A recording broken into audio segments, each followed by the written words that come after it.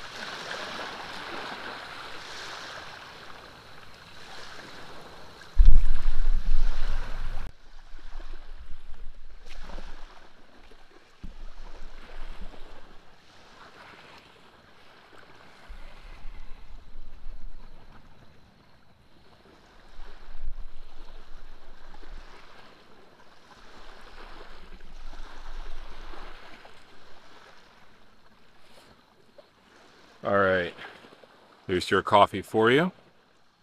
And it is officially too warm for the sweater.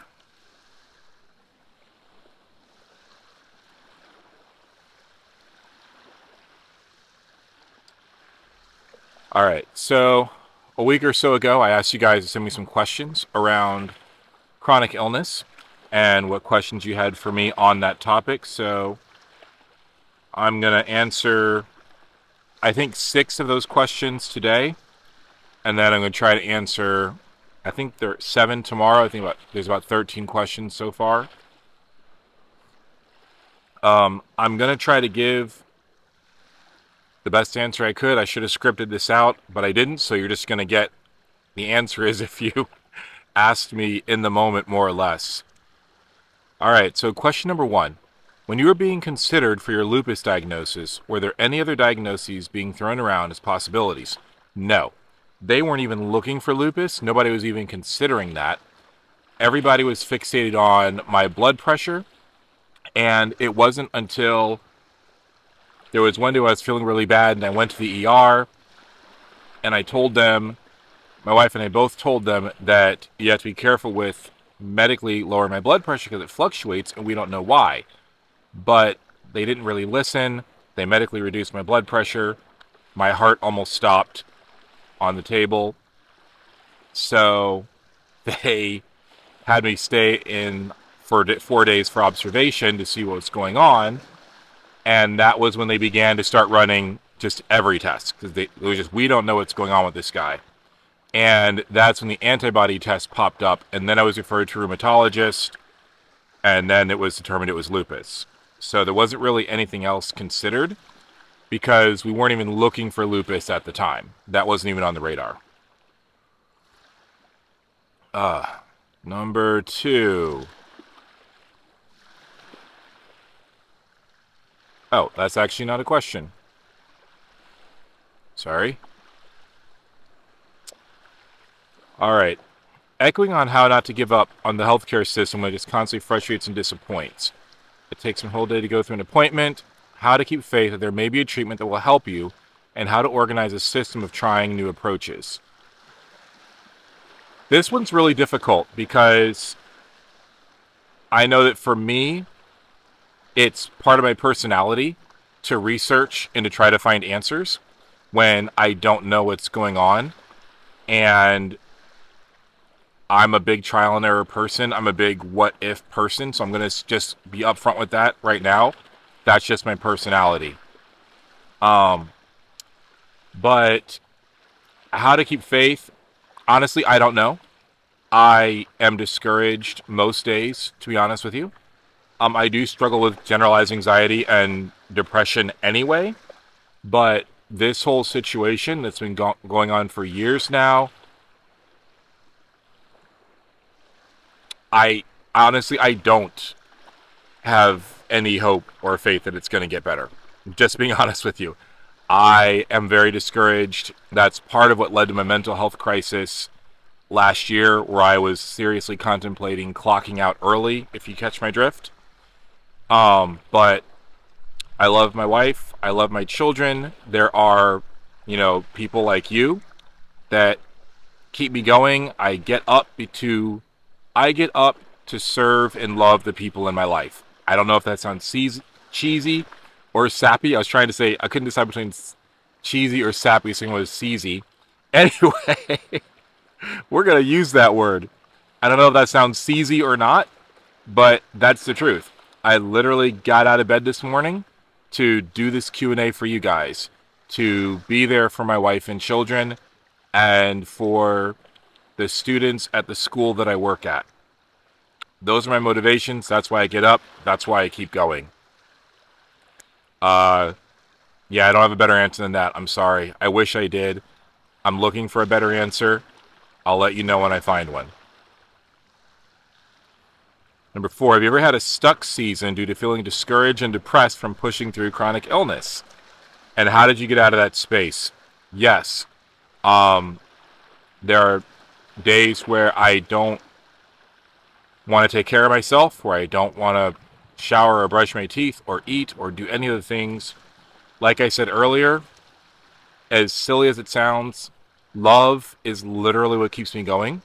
And love, yes, romantic love for my wife, fatherly love for my children, but also this love that's like, it's not touchy-feely, but it's wanting the best for someone. And that is something very important to me. If Eric were a business, my mission statement would be to help people live meaningful lives.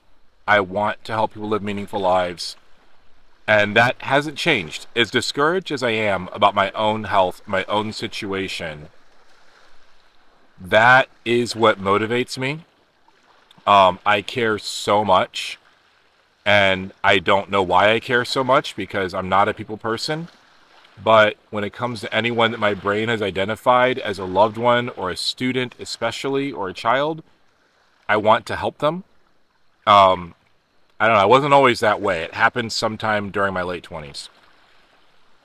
Anyway, so what I do in those moments is my routines, I've been doing them for a while now. So those are pretty much habit. I can do those without thinking. I don't have to put a lot of effort to get the routines done.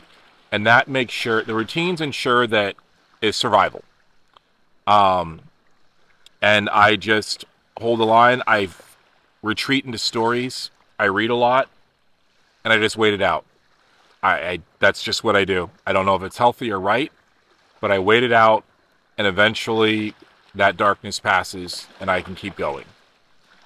Number 2, what advice would I give to help a man in his 30s who struggled with chronic illness and has been stuck and withdrawn for 3 years? Oh, I don't know. I don't know. Because, again, like I said,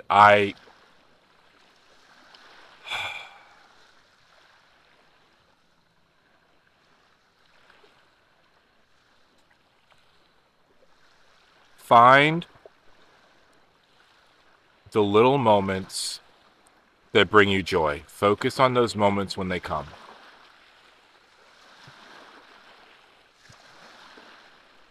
And then, this is going to have to be another video, but you might need to have a purpose. I don't know if you have a family or not. I don't know what your situation is. It might be worse than mine. Because, you know, my situation is not as bad as others. I am able to come to beautiful places like this. I live somewhere where I can come to places like this. I do have a wife that supports me and sometimes helps me with the life-sustaining things I need to do when I can't do them for myself. So I do acknowledge that I do have certain blessings that make it a little bit easier. But having a purpose is the most important thing. Without it, I probably wouldn't be here, to be honest with you. Without purpose, without love, and it doesn't necessarily have to be, like I said, it's not just my wife and children. It's also love in the sense of loving you guys. I've never met you, but I love you in the sense that I want the best for you. And I want to try to encourage you and bring hope into your life in my own way, if that makes sense. And that is a purpose. It gives me something to do. It keeps me going. And then beyond that, it's just doing things that are fun. And there are days that's all I do, right? Like I have my nothing days where all I do is what's fun for me. That is a day where outside of what my family might need me to do, it's all about, like, I just do what I want to do and what's comfortable and what's enjoyable. And sometimes that's all you can do for a while. And that is okay. It's okay to be where you are. I think that what makes those seasons worse is a feeling that you're not supposed to be there.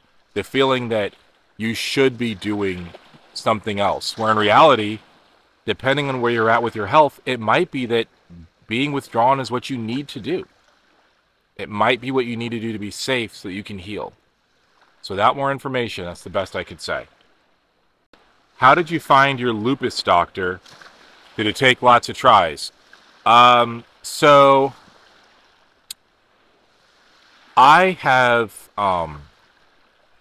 Medicaid, Medicare, insurance for poor people, because I don't have a full-time job. I cannot afford real, if you will, healthcare. So my choices are limited. And also I live in a small city or town or whatever, so there are only so many options. But I am on my 4th rheumatologist, so I guess it did take a while. My first one, I don't know that that person was necessarily a bad medical doctor, but I have other issues, anxiety, autism, so environment and communication styles are very important. I got really stressed out with that one doctor. I literally had to walk out of the office. My wife kind of finished talking to him. Then I went up to Richmond for a little while. And then what happened? Oh, I think twice the rheumatologist left. And I had a new one and then a new one. So the one I have now, it's pretty good, I guess. I like, at least he asks questions and tries to answer. It's tough because when you're dealing with something like an autoimmune disease,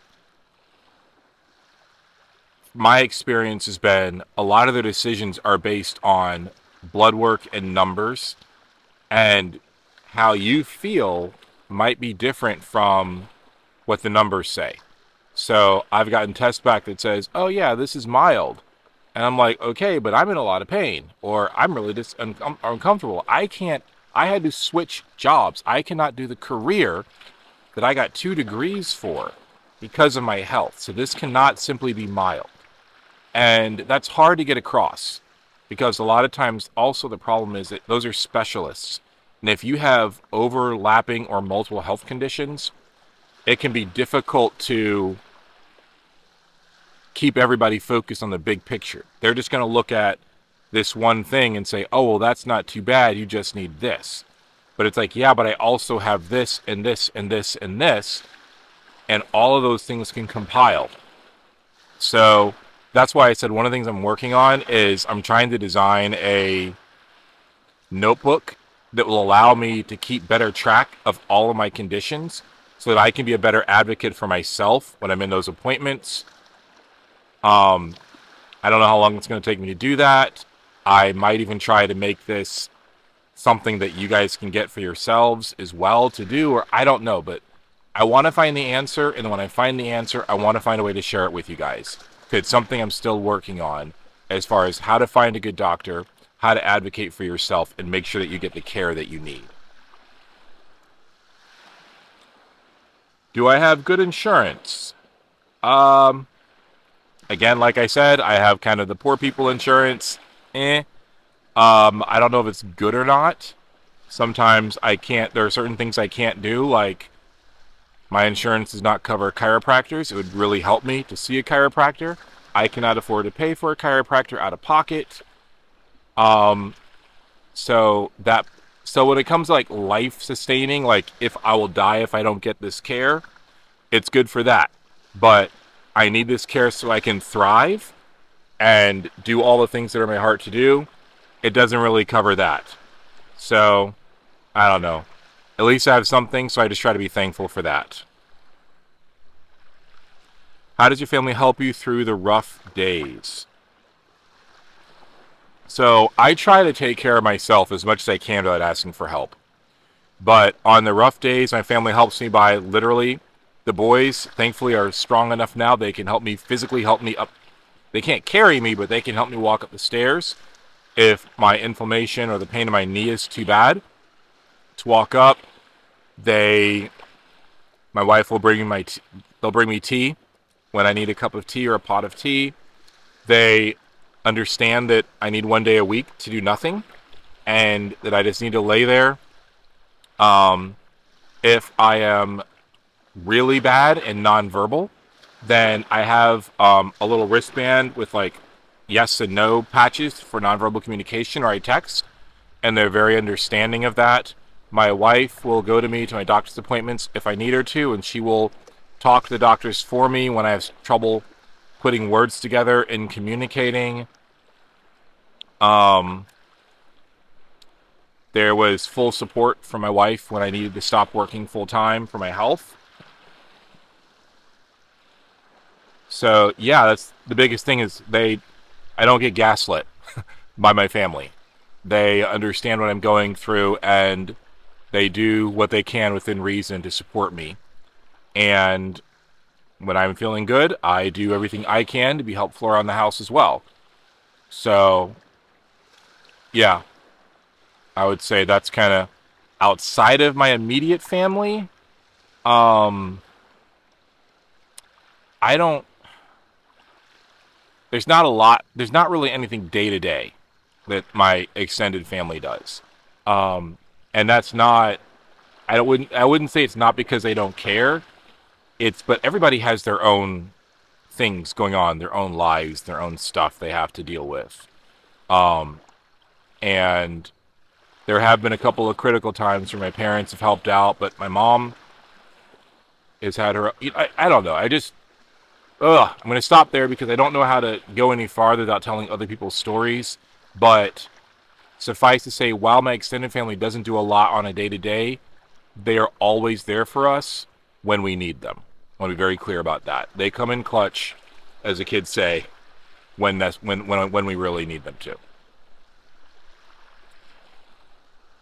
Do I have guilt? Yes. Oh my gosh, I have so much guilt.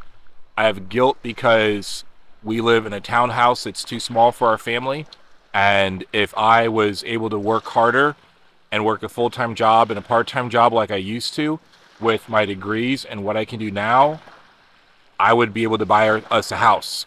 If I was healthy, there are books that I want to write that I can't write.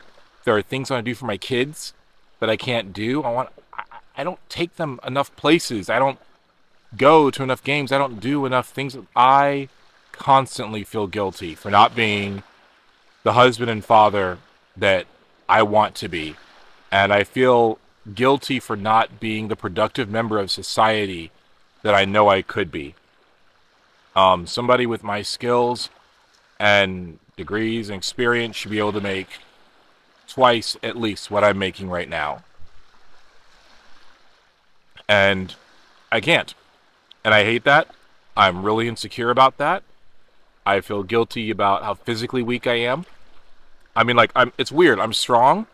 I'm relatively strong. You know? I mean, I have like a little bit of muscle. Ooh, showing off. But I get tired so quickly. Or I have such pain or the nerve system. Anyway, whatever. How do I deal with this? I'm still working on this, to be honest with you guys. A lot of this stuff I'm still working on. But I am practicing accepting the fact that this is where I am. No one from, and I'm very thankful, I'm very blessed in this. No one from my employer to my family is blaming me for not doing everything I could do if I was healthy. I deal with my guilt by that. I have to accept that this is where I am. And I do the best I can with where I am. And then I have to stop. Because otherwise that guilt will drive me back into the hospital by working myself too hard. And I have to let go of what I perceive to be others' expectations. And yeah, acceptance is the hardest thing and the most important thing that is helping me deal with and manage that guilt.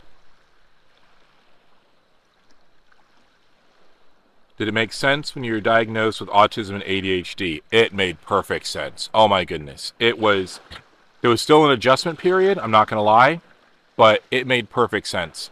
It helped me understand all these narratives that I had going on about how I was broken and messed up because of my social anxieties. And sometimes it's not anxiety that I'm feeling. I'm overwhelmed because of the extra steps my brain has to take to understand nonverbal and social cues. And I would get overwhelmed in a crowd of faces because I'm trying to read all of them at once. It doesn't work. And the sensory issues and why things like kilts. Like I wear kilts because it's sensory friendly for me. It's not that I just want to wear skirts or that I want to be Scottish or whatever. It's that they're comfortable. They're more comfortable than pants. There are days where pants physically hurt me. I remember going through so many different types of pants and shorts in my teenage years trying to find something that was comfortable and that would work. And I would just be so uncomfortable and miserable all the time and never felt like I could talk about it because no one else seemed to have that problem. So I figured it was just me. And now I can actually talk about these problems because I know it's not just me. So I don't feel like such a freak. Or maybe I do feel like a freak, but at least I'm one of many. So yes, it made so much sense for me. And I was able to ask for the help that I needed and do occupational therapy and focus on strategies for how my brain works. Not just reading a productivity book and being upset or disappointed or hating myself because I couldn't make that work for me.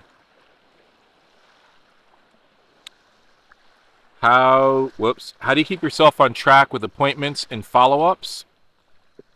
So it's taken a while, but I am pretty good about following my routines now. That's part of why my appointments are always on Thursdays now, because I just know that Thursday is my day to take care of my physical and mental health, and that is when most of my appointments are. And I just follow my calendar. It's not really a question. I follow my calendar and I follow my routines for the day. So one part of my routine every morning is to check my calendar and check my routines. Now, that being said, there's been a couple times where I've had to put appointments on non-normal days, and I've missed those appointments because I totally forgot, and I'm not used to it. In fact, I'm getting ready to do a change up in where I schedule my appointments on Thursdays, and I'm really nervous about it. I'll also say anxiety. My anxiety kind of keeps me on track, to be honest with you. I'm so anxious about being late or missing an appointment because when I first was working, I had such a hard time managing my schedule. I would show up late for work. I wouldn't get to places on time, and I am now so terrified of that. It's not a very healthy system, to be honest with you. I do not advise terror being a productivity strategy. I really want to find something better, but for right now, That's what works. Oh, that sounded really sad. All right. I am just going through all of these today, actually. All right. How have your children coped with your diagnoses and the symptoms?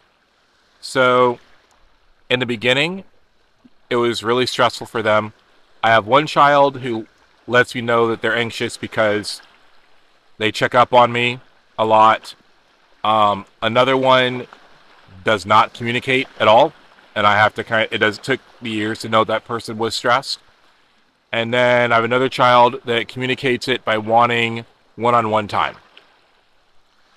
And in the beginning, I was so focused on surviving and just trying to figure out what's going on. Honestly, I didn't notice, and I found out on the back end that they were all very stressed. And that the worst part was I wasn't telling them what was going on. I thought that not talking to them about it, because I didn't have answers either, and I was scared. So I thought that putting on a brave face was the right thing to do. It wasn't. Now, I'm honest. I just tell them what's going on with me. I tell them when I'm stressed. I tell them when I'm nonverbal. And they are very supportive and understanding. In fact, there was one day, I'm still kind of embarrassed about this because, as a man, I'm supposed to be tough and just go touch grass and be fine, rub some dirt on it, whatever. Anyway, I was at Target. It was self-checkout lane, and the place was packed, and it was crazy. And the kids were asking me a lot of questions, and I finally was just like, guys, I'm sorry, can we not ask any more questions? We're in the car. I'm really stressed and overstimulated right now, and I'm in a lot of pain. I just kind of need to get out of here. And they kind of gently pushed me aside, finished ringing everything up, bagged it, took my card, paid for it, and got me out the door. And that's,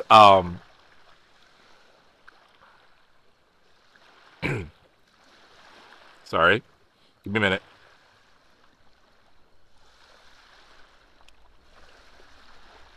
As a father, as a parent, you want to be the one who's strong for your kids. You want to be the one that supports them. And in that moment, they were strong for me and supported me. And that was beautiful. It meant everything. So I communicate. I let them know they understand my diagnoses. They understand my limitations. They know, I hope they know, that I do everything I can for them. And when I can't, I make it clear that it's my health that's holding me back. And they've been very understanding. And they do get stressed sometimes, but I firmly believe now that open communication is the best way to go. Because then at least they know what's happening. They know what I'm doing. They know that I'm not giving up. They see me looking for and working on solutions. And yeah, I don't think I'll really know until they're a little bit older exactly how they were. But for now, they seem okay. All right, last question. Do you ever look back at life and realize some aspect of your illness kept you from doing something, even if it was pre-diagnosed? Yeah, I wasn't diagnosed with any of this stuff until I was 39. So I look back and I remember being at work and feeling super drained and run down and achy and sick. I go to the doctor says I'm fine, so I can't get a doctor's note. I'm like this junior manager at a grocery store. They won't let me take the day off. And I was in a lupus flare. And I didn't know that. But that's what I was dealing with. Or every now and then, like, I had a really stressful project at this other company I was working for. And it was done. And as soon as it was over, the next day, I was throwing up. I couldn't stand up. I called them my annual health shutdowns. Because once or twice a year, this sort of thing would happen. And it could have been anything from a panic attack to an IBS flare to sometimes I've read even like an autistic shutdown can look like that, where you can't hold food down, you can't eat, can't think, just have to sit in darkness. Those things would happen to me and I didn't know why. I just make jokes about it. There were days where I would feel like I couldn't talk and I had a hard time putting words together.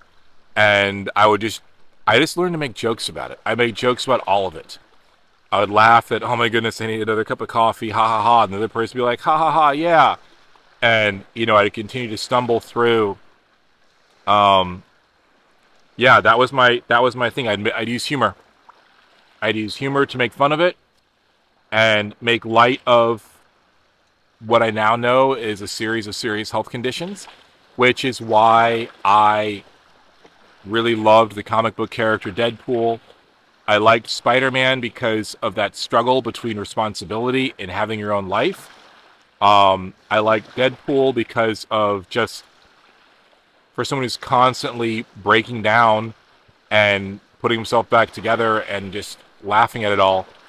And I love that. I found inspiration in that. Same thing with Captain Jack Sparrow. Pretty much any unhinged character that laughs at the darkness of life, I have loved because that's what I needed to do to cope. Because, at the time, I thought something was wrong with me. It was very isolating.